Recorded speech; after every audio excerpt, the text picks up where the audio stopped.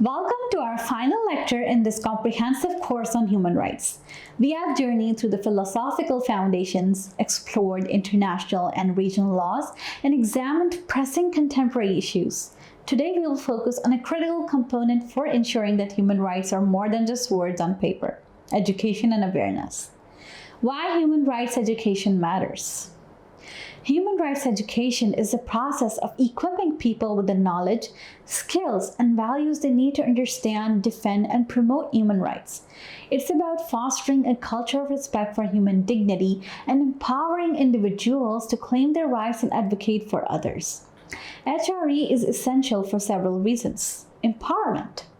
It gives individuals the tools they need to understand their rights and to challenge injustice. Prevention.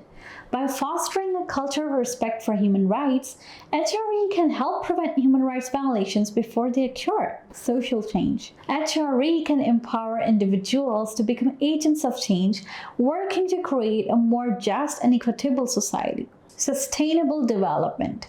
Respect for human rights is a cornerstone of sustainable development, as it promotes social inclusion, equity, and peace. Key elements of human rights education.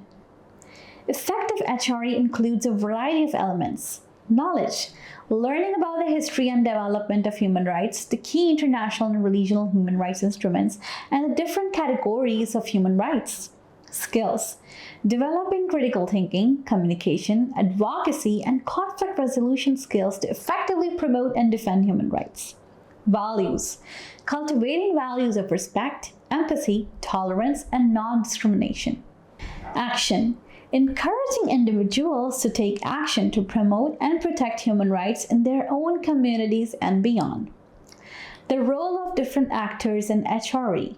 Promoting HRE requires the involvement of various actors, including government, educational institutions, NGOs, media, and even individuals themselves.